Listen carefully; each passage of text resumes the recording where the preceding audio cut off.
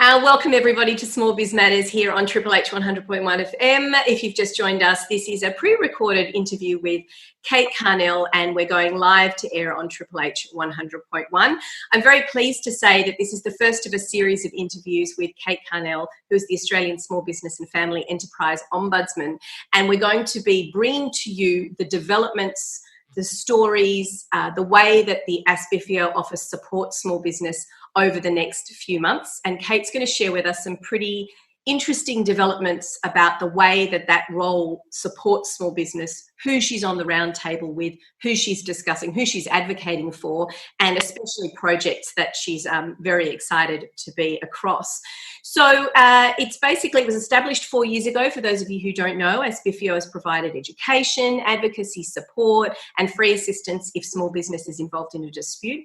I also know that the role works very closely with all the different states' small business ombudsmans as well, and obviously with the ministers in charge who look after small business, which in my opinion is every single portfolio.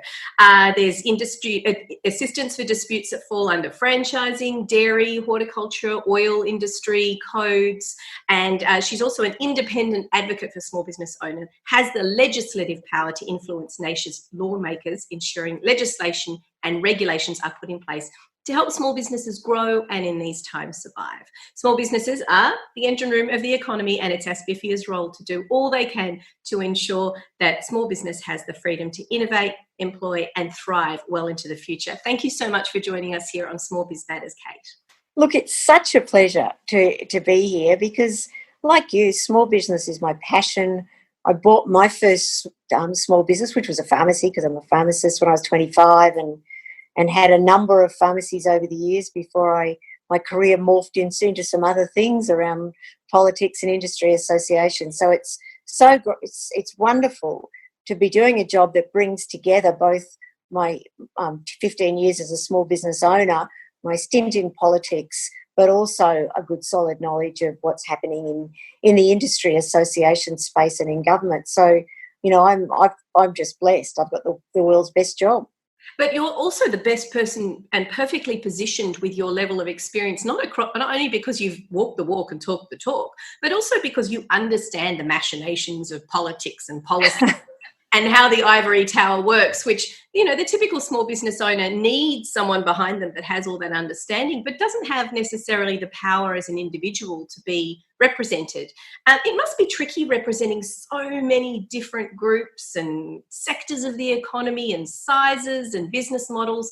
I mean, how do you get your head around understanding what the overall need of small business is? Look, there's a whole range of things that are the same for everybody.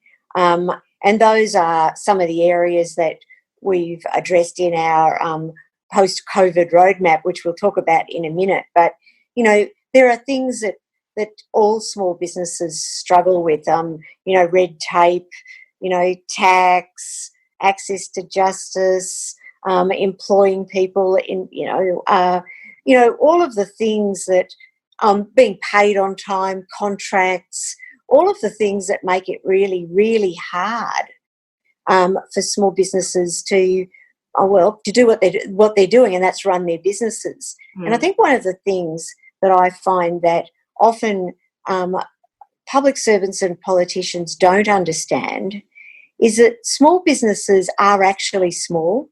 So 97% of small businesses, there's about 2.3 million businesses in Australia, have less than 20 employees. And of those, 75% of them have less than 5. There's 1.2 million sole traders. Now, I'm only using, lots of statistics because I have a nasty habit of doing that, but to show that, these are what the engine room, as you said, of the economy looks like, and we hear politicians say that all the time, are not businesses that have got HR sections, the in-house accountant or bookkeeper, the lawyer on tap or whatever. These are small businesses that what they're doing with their day is, head down, bum up, really, running their business and attempting to grow their business and, pay their staff and make a profit and be the engine room. So, the challenge of I think with policy and small business is making policymakers get it that that we have to simplify the way we do things, not complicate it. And we have a nasty habit of producing incredibly complex requirements, pieces of legislation, forms, government forms, all of those sorts of things. So we don't remember that people who in small business, they often have to do all these things after they've, got home, paid the staff, done the stuff you've got to do to run your business. Then you get on to all of these incredibly complex government requirements, and government at all levels, federal, state and local councils. Sometimes local councils can be the worst, I'd have to say, in planning and things like that. And so, for us, although you're right, huge numbers of small businesses, really different in different areas, a lot of things are pretty similar across that are they're more related to size rather than what the business actually does, interestingly. Yeah, and you're absolutely right. When we look across what we do with Small Biz Matters and all the different podcasts, it is the same touch points and difficulties that all small businesses face, irrespective of what size or type of business that they are. Yeah. So let's talk about some of the projects that you're working on at the moment that are so important, particularly in the COVID world we live in right now. Let's talk about the National Recovery Plan. Now, what's your role been to support small business, and who do you speak to when you're advocating in this role of the National Recovery Plan? Look, we're fairly obviously speaking to the National COVID Coordination Committee. That's an entity that's been appointed by the Prime Minister. Nev Power chairs that, but there are a range of Peter Harris is CEO. There's a range of people involved with that, but we work closely with them, and so this particular recovery plan has gone to them, and we've spoken to them at length. But we also speak often and regularly to the Small Business Minister, that's Michaelia Cash, and her staff. But because, as you said right at the beginning, small businesses touches just about every department, really. We speak to the Prime Minister's office, to Josh Frydenberg, the Treasurer, Karen Andrews in industry. So there's a range of different areas right across government that we're involved with, talk to, send our recovery plan, brief them, go and have face-to-faces with them. A lot of it is because we're not lobbyists as such, and I'm independent, so the Governor-General appoints me. I've got a piece of legislation that sets out what's expected of me and my office, but the government of the day can't direct us. So, I always say our boss here in my office is Australia's small businesses. They tell us what to do, and we go off and attempt to do it on their behalf. We've also got a great policy group. We've got 30 industry associations that look after small businesses, everything from chambers of commerce to the retailers, the hospitality guys, Cosboa, Peter Strong and his mob. They're part of our policy forum, and we have subgroups of that for areas like, say, tax or industrial relations or so on. So we speak to industry groups because, let's be fair, they do have members, and their members, in lots of cases, are small businesses. So it's a great way of being able to ensure that we're not operating in a bit of an echo chamber here myself as well, just listening to ourselves. We have an opportunity to speak to a whole range of people. I had a great meeting this morning with the Australian Trucking Association. We always forget that, there is something like, they told me, 54,000 small businesses, often mum and dad who own one and sometimes two trucks. Our whole transport logistics system in this country really is run by small businesses. And so the individual small business owner can almost have a touch point with you in terms of advocacy, because they can feed that information through to their difficulties they're having with their professional association, and then that gets fed up through you, and then that speaks to how you drive policy with your relationships with each of the ministers, for example. Have I got that? That's right. So we have two separate bits, our advocacy part, which is the policy space. In that area, we have the power to have inquiries into things, and we have mini Royal Commission type powers. So we can require documents to be given to us. We can have public hearings under certain circumstances. We're about to release an inquiry that we've done into turnaround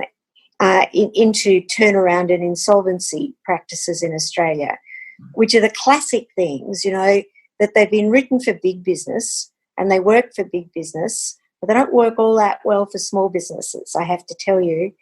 And so we've done an inquiry, a deep dive into that with some recommendations on how we can, make the process lots simpler, both turnaround and insolvency. Now, lots of businesses get into trouble, and we'd like more of them to be able to be turned around, to be able to get back on track, and to be given, the headspace to be able to do that.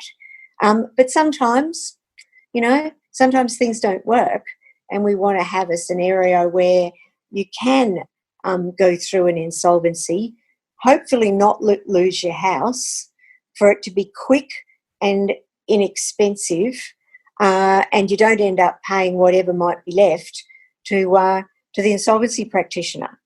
So there's a little bit of driving down all that compliance requirements to make it as painless as possible, and then so people can move on and get on with rebuilding. So those are the sorts of things. They might sound a bit unusual, but lots of small businesses go through these scenarios. The current scenario is where you might go into voluntary administration. The liquidator, the insolvency practitioner comes in and takes over your business, and it's the last thing you see. Yeah. You're not involved anymore. You're out the door, and it just doesn't work for small businesses. So turnarounds happen very rarely once you go into voluntary administration. That shouldn't be the case, and the system can often take as long as there is money to pay the insolvency practitioner, which is really not what you want either. And I'm not being negative to them at all. It's just the system doesn't work very well for the very large number of really small businesses in Australia that, hopefully can be turned around. If they can't, can we make this as painless as possible, and not end up, as we've seen, having scenarios where banks have sold people's houses when they owe $22,000.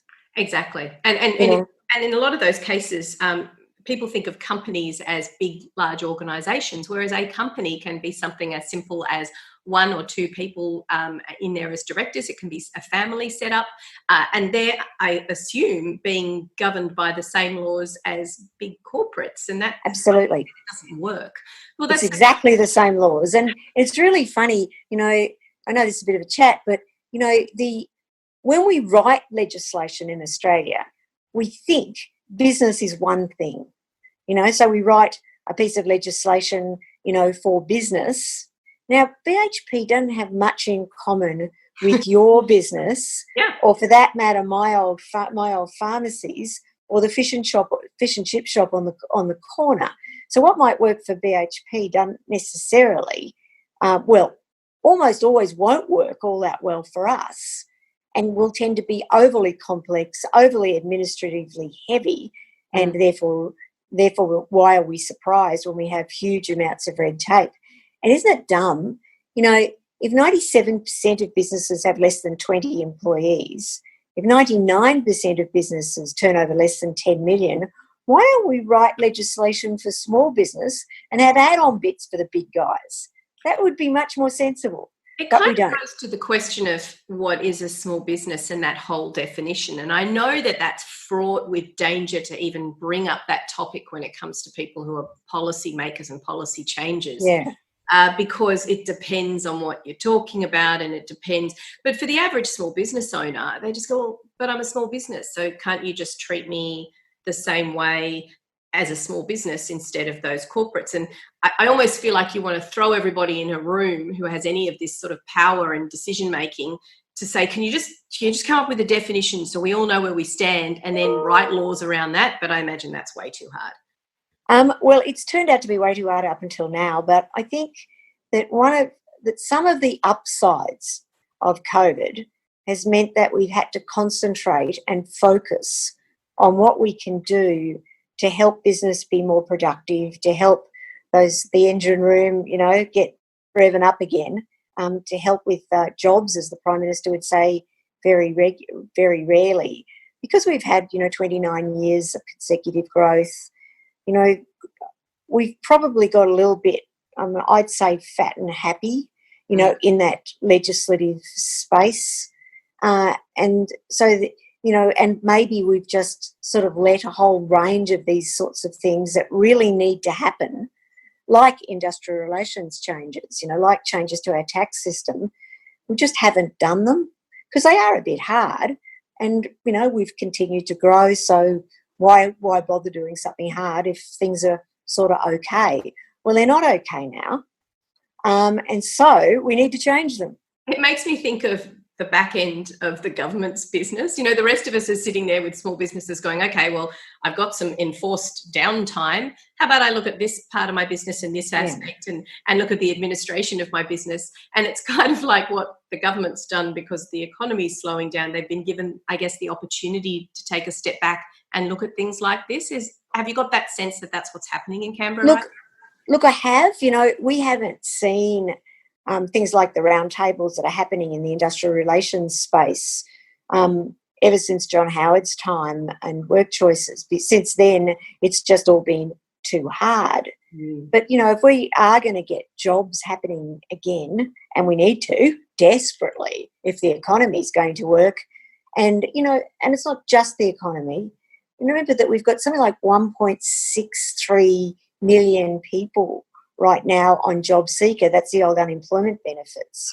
We've got 900,000 businesses that are getting Job Keeper, and then there's all the people that are employed by those businesses, that are on Job Keeper payments. This is a very, very large percentage of the workforce. So we need people back to work. We're going to get people back to work. We have to have an industrial relations system that is a whole heap simpler to manoeuvre, to get around, to navigate. Industrial relations is obviously one big, massive headache for small business, and it can often be an impediment for growth because they think, it's all too hard to employ more people or to try and figure out what to pay them and go through the awards. Is that what your role is when it comes to IR reform at those roundtable discussions, to try and make it easier or give the small business perspective to those policymakers? Look, our role is the small business perspective, and then having some doable ideas that could solve the problem. So the Fair Work Act is 960 sections, 250,000 words, and then we've got 120 awards that sit underneath that. Now, something that we often forget in Australia, we're the only country in the world that have got awards. This is a level of complexity that nobody else has. New Zealand to some extent, but they deregulated their labour market many, many years ago. So we are really special that we've made it this complex. Most countries have a safety net in place, so which is great, and we have that as well, as well as all those other things. And that's really sensible. And then they have individual agreements, workplace agreements that sit on top of that suit the sort of environment that, or the sort of business, the sort of industry. But we have awards, and we have awards that in themselves are really huge. So things like the retail or the hospitality award, that's over 20,000 words in itself, 24, I think, different pay points inside that award. And that's, and this is sort of on top of all the rest.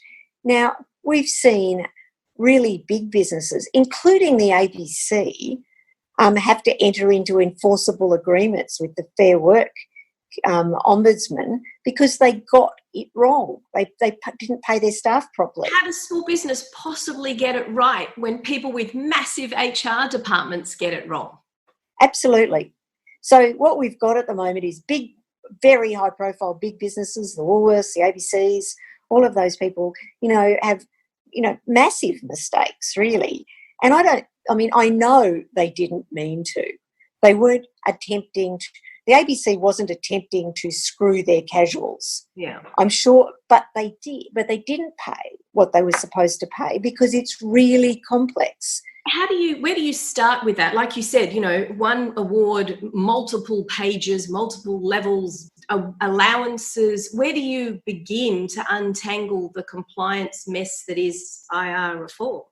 Well, we've said, look, what we need to do is have a small business award, which might be a standalone award, or it could attach to current awards, to particularly the awards where people work outside normal hours. They're the difficult ones. So where businesses operate 7 days a week, they operate, longer hours.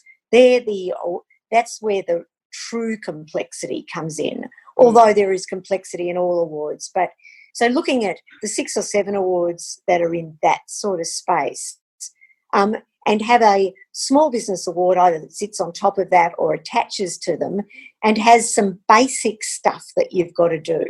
So say if you're running a cafe or a restaurant, it is obvious to me, but not obviously to the award, that somebody who might work in the kitchen, during prep times, might also take reservations at another time in the day, and when you're really busy, might work on the floor, might serve. Especially in a family enterprise as well. Yeah, or even a little one. My son owned his own restaurant for a number of years, and so I saw it up front and personal here. That's how you work.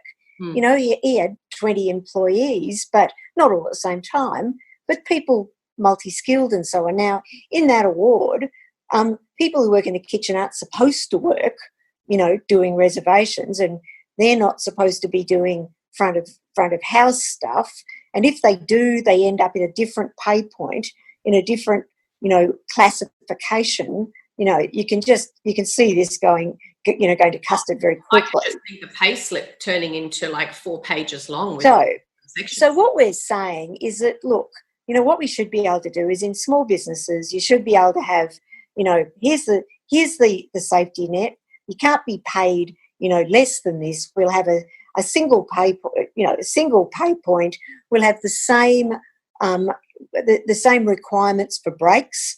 You'll find in each one of those pay points I talked about earlier, they'll have different. Some will have to work, if they work 3 hours, then they have to have a break. Others, it's 2.5 hours. Others, because they are only working 6 hours, they don't have to have a break. And, tell me about it, And you're trying to actually run a restaurant here. So what we're saying is, look, let's have, for little businesses, let's have a small business award that isn't about paying anybody less. In fact, it's about paying people properly, but being able to have a pay point where somebody can do what happens in small business, work where they're needed at various times, have that as an agreed hourly rate with the employee, and get on with the job of running your business. Our other view is that, technology is a pretty cool thing these days. We think that there should be able to be a RegTech solution here, and that is having a technological platform that sits on top of these very complex pieces of legislation. That means that means that I can type into the system, Joe Brown, I'm a cafe, he's worked these hours, and the system will tell me what to pay him. Now, I know that that's not that hard. They're very complex systems, but technology is really good at interpreting complexity and making it simple. I'm sure there's some AI out there that can simply pick out the keywords and get the intonations right about what it is that you're trying to extract out of it, and that'll give you the information. So that sounds some really exciting stuff. It's not about the flexibility that small business needs. It's about the reality and plugging in the policy of what actually happens. So it's about reality. So for us, it's about saying, here is what it looks like, government, bureaucrats and others. This is what it's like in a cafe. So how do we have a system that helps small businesses pay what they're supposed to pay, and to do this simply? And if we can't do that, then we've got a really big problem with our whole system. Because what's good public policy? Whose responsibility is it? If you can't literally figure out what you're supposed to do when you're trying to do the right thing, is it the responsibility of the self-assessed business owner, or is it the responsibility of the lawmakers who are making it so complex that it's almost impossible to achieve? Well, it's the lawmakers. Obviously, it's the lawmakers. If you've got a law that people can't comply with because it's too complex, then there's a problem. There's a problem with the system, not with the person who's trying to run their cafe or their restaurant. Yeah, exactly. I want to talk to you quickly today as well, because we've got a limited amount of time today with the broadcast, but I want to talk to you about this procurement panel, because this sounds really interesting. It almost sounds as though it's got some power behind it in terms of not only dictating to government but big business about how they should be engaging with small business as a supplier. How is that all going to work? Look, if we think about the ways we're going to get through the current crisis, governments at all levels spend a lot of money. They procure a lot of stuff, shall we say. And that runs from, sandwiches and cleaning, but all the way through to IT projects, AI, all sorts of things. And we're talking billions of dollars, $11 billion a year. Now, what we should be doing is ensuring that Australian SMEs pick up a whole lot more of this than has been the case in the past. There is something, Australian SMEs get about 26% of federal government contracts, but 90+% of government contracts are for less than $1 million. So there's, huge numbers of contracts that aren't that big, less than $1 million, but small business only gets 26% of them. That's a huge disparity. You would hope that in contracts for under $1 million, that SMEs picked up the absolute majority, wouldn't you? The absolute, like 90-something% of them. I would assume, being the engine room of the economy, you have to put fuel in your engine to make sure it. Okay, so the problem with the current procurement system federally is that, first of all, if the contract is more than $80,000, you've got to go to tender. Okay, to go to tender, you've got to go to somebody on a panel. So there's a panel system. There's a number of panels. That means you've got to get onto a panel if you're a small business. To get onto a panel is complex and takes a lot of time. Often panels are only refreshed every 3 years or so, some more often, others. So the complexity to start with of getting onto a panel is real.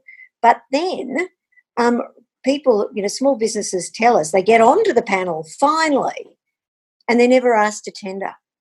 So it's simpler to go to the big guys, less risk. I actually think there's less risk going to the small guys because they'll always deliver on time and on budget. Sometimes the big guys don't. But so what we're saying is that there needs to be a small business panel that for contracts under 10 million, we're saying, must go through a small business panel. If they can't do it for whatever reason, don't have the skill sets, whatever, fine, go to the big guys. And the other thing we need to do is where big contracts are let to go to primes in the Defence Force, big companies in the rest of the space, there is a very, very clear requirement for those big companies to actually deliver, I would suggest the majority of the work through SMEs wherever possible. Not just it would be nice if you did, but we're never going to audit you and make sure you do. Saying this is part of this. So where you contract, can you contract to Australian SMEs? Because we've got to get the engine room firing, and we can really do it with, we can help with government procurement at all levels. Why wouldn't you do that? Why would you throw money at multinationals where the money goes straight back offshore? Yes, a lot of them do employ in Australia, but if we really want the engine room to fire, the only way is with real work. Grants are great, but work's important. And would you say that's something that you would work with each state small business commissioner as well to ensure that the trickle-down effect would happen at the state and hopefully the local government level as well? Look, absolutely. And I know that the small business commissioners at state level are really interested in this space and are doing some great work. There's some good work being done in New South Wales with procurement, but, you know, there needs to be solid decisions at senior level, at our political level, to say we are actually going to do this. We're not just going to talk about it. Just like we are actually going to ensure that people who get government contracts pay their subbies on time. You know, the Prime Minister said it, and I know he means it, but, you know, when you actually get out there on government projects, the subbies tell us the primes are being paid by government now, which is great, but the trickle-down effect isn't trickling as quickly as it should be. So that procurement process also involves payment times, and I think there's a word here that I'd like to see more often, which is mandating. Yeah. You know, and not setting expectations, not, you know, waggling your finger at people who are doing the wrong thing, and not even to some extent listing the bad boys, but actually mandating it and allowing small businesses who are not paid on time to have the power of legislative change to be able to charge interest and fees for late payment of invoices and not have any pushback from the companies that they're with. Look, absolutely. But, you know, without mandating 30 days or less, it isn't going to work, because there is some legislation federally to allow interest on late payments. The problem is for lots of small businesses, the trauma of attempting to charge the interest and then to get it through the system and the paperwork involved is just horrific.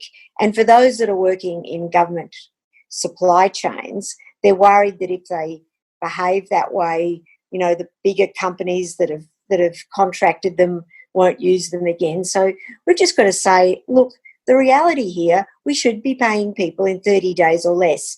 Now, governments on the whole are doing it. The federal government is paying in 20 days mostly. Recently, Defence, who's, you know, the biggest purchaser, just said, we're just going to pay everyone. We're just going to pay them everyone now and paid in 2 days. So they just got money out the door. Wow. And, well, the really interesting part is, why wouldn't it happen? And I'll just give you another stat for a moment. Barack Obama moved to pay SMEs in 15 days when he was president. Great. Harvard Business School did a review of what happened as a result of that. They found that just doing that, paying in 15 days, delivered 75,000 new jobs and $6 billion to the pay packets of Americans. You know, it shows if you pay quicker, everyone's a winner, because money flows through the economy quicker. Problem we've got is, although a number of Australian companies have come to the party, Telstra and Rio Tinto and a number of others, we've got a huge number, particularly of multinationals, but some Australian company as well, is just saying there's no legislation, we can pay whenever we like, and we're going to pay in 120 days or, you know, 60 days end of month, which 90 days. So they're just not going to move because they don't have to, and they don't actually care if we bash them up. You said before, why is it that it doesn't happen? Well, in a way, those late payments are, they're interest on the balance sheet. So not paying someone in 90 days means you get to hang on to the money and earn interest off those funds. And when we're talking about large companies, that's kind of small business bankrolling a line on their balance sheet. Would you agree with that? Oh, absolutely. It's big businesses using small businesses as cheap banks, really. That's what it is. And so, even though we're very supportive, the government has put legislation on the table for a reporting framework where businesses that turn over more than 100 million will have to report twice a year on what their payment times are, which is good because transparency is great. The problem is it doesn't make them pay in 30 days or less. So they can report it's 120 days and go, yep, and we can do that. Speaking to the reality of that, you're a plumber, you've just landed this huge construction job, a couple of $100,000 worth. You're not going to turn down that work simply because you're not going to get paid for 90 days because it's buried in some report on some website somewhere that you happen to stumble over. You're still going to take the job, you're still going to wear it. And yes, you can put it into your fee structure because you know that you're going to get paid late, but that doesn't stop you from getting paid late at the bottom. No, it doesn't. And I know, government, some of the legislators in this space have said, yeah, but Kate, they'll be able to go to the site and see that this company pays in that time. Most small businesses don't have that much choice, If there's, that big plumbing job, it's not like there's 1,000 of them around. And so that particular tradie will take the risk. They'll just because they need the work. Exactly. And in Australia we do, we've got 4 banks, we've got 2 major supermarkets, we used to have 2 airlines, but we don't have. There's not lots of different businesses out there. It's not a huge economy, so lots of times small businesses don't have a choice, even though they know a big business pays slowly. Well, it's good to know that you've got the procurement panel in place and you are constantly talking and pushing about payment times. I would like to ask you, what's the timelines on reality, things sort of changing, but I guess it's an evolving conversation. Oh, look, it is. We'll keep the pressure on. We hope that small businesses do the same, and we really like stories to my office of bad payment times, industrial relations issues that might happen. And in another one of these, Alexi, when we do another one, love to talk about tax and a simpler tax system. But, the reality is actual real stories help us, sell our message or sell the small business message. And we don't use small businesses' names unless they want us to. And where small businesses haven't been paid, we can help them get their money, and we do regularly. So how can small businesses find out about the work that your office does and get in touch if they've got such issues that they want raised? Well, on our website, the Australian Small Business and Family Enterprise Ombudsman, ASBFEO, world's worst name, Well, it is, ASBFEO. It sounds like a disease. I know I was a pharmacist once. I would have cured it with something. But you can go to our website. There's a capacity to put in a complaint if you've got something you'd like us to follow up and get you paid if you haven't been paid, if you've got a contract problem, any problem you've got either with big business, another business, or with the federal government, we'll handle those for you. And then we also have a lot of information. Say our recovery plan is there on the site, and we're always keen to get ideas on the areas that small businesses would like us to do more work on, or policies that they think should change and they would like us to do some more work on. Yeah. So we're always really keen to do that.